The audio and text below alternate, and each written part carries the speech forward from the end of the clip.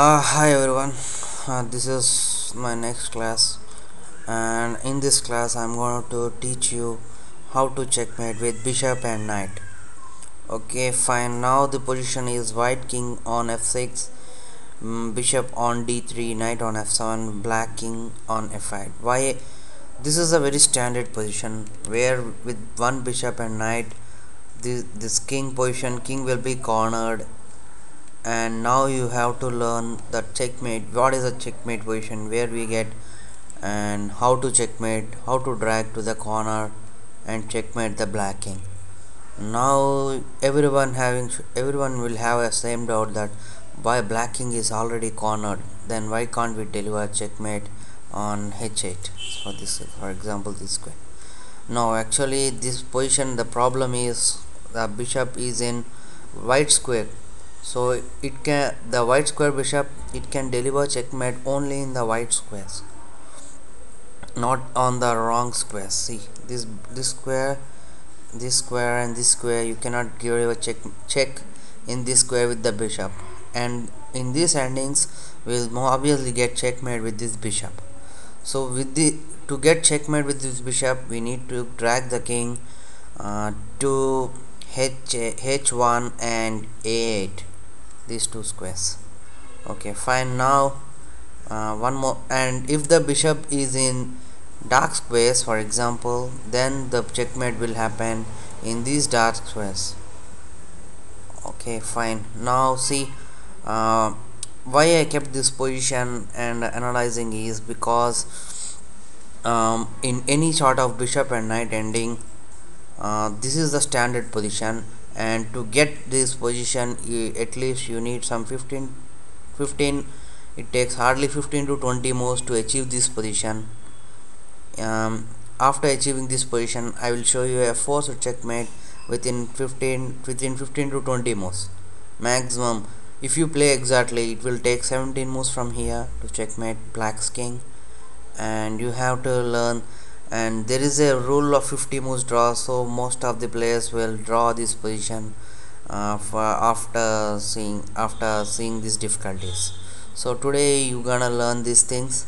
And okay, fine. See, first move is bishop h7, controlling king to not going to the wrong corner. I already run the wrong corner. Okay, so now there are only one option, king e8. Okay, now white will play knight e5. This is a key move. You should not forget this move. This move stopping, preventing king to d7, and once if you try to king to this here, I will show you.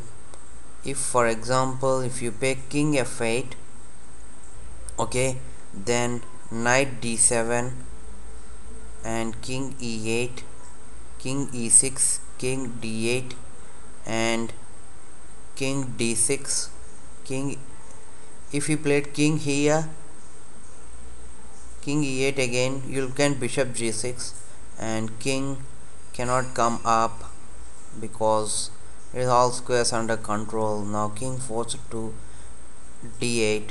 Now knight c5 with the same position where we got the bishop on h7 and king on here and knight on here.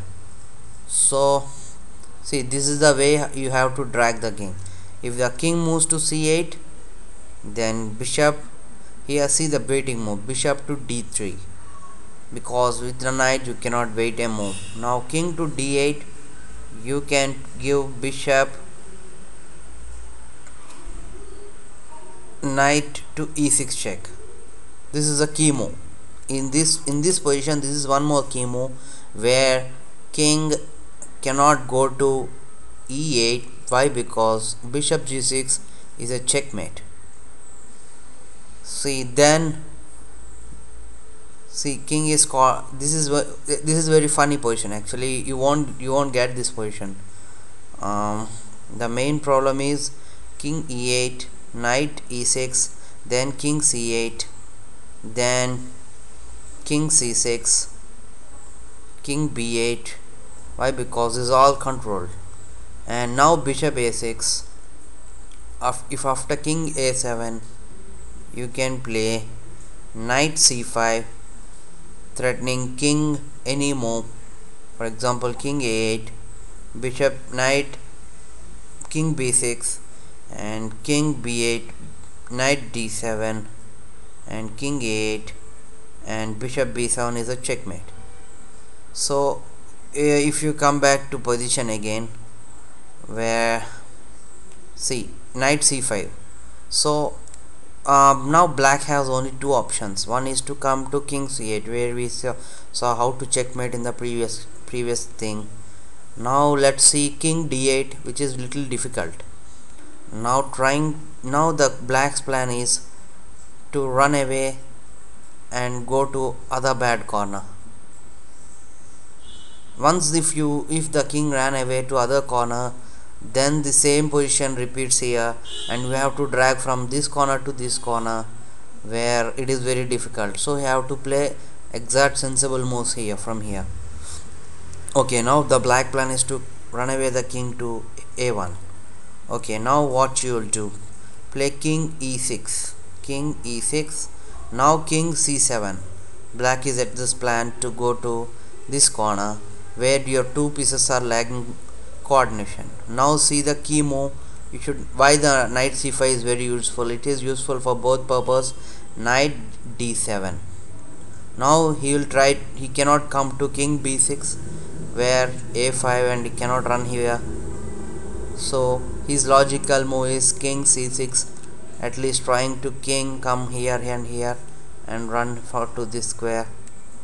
So now the key move is bishop d3, controlling all the squares around the king and forcing the king go to back. For example, the king to c7. Now bishop to e4. See, again we are controlling all the squares, forcing king to go back either of the squares. If king c8, if king comes to d6, controlling all the squares. And if king d8, now bishop g6, same position with the control of all the squares. So fine, now king c8. Now knight to c5. Now if king d8, knight b7, king c8, king c6, and king b8. Now you can play king b6. If king c8, now bishop f5 check. Now king b8, knight to c5, threatening checkmate. Now king a8. Now you need to have a waiting move, such that king should be on b8 and knight should come to a6, check with a check, and king should go to a8 and bishop should give a checkmate. So in this position now white have to play, so we have to wait for the waiting move. That waiting move should be bishop. So you should not leave this diagonal, key diagonal. So anywhere in this diagonal is a good move. So for example, bishop h3, king a b8, and knight a6 is a check, and king a8 and bishop g2 is a checkmate. So this is how you have to learn the checkmate with bishop and knight. Bishop can deliver checkmate only in these good corners, whereas if you keep the bishop in the other color, the checkmate happens in the other two corners. And this is the standard position where you will get checkmate, where you can do checkmate. And this position, if you are a decent player, this position you will get in 15 to 20 moves, and after getting this position you can checkmate. I hope you can checkmate the remaining moves. Thank you. Hope see you in the next class. Goodbye.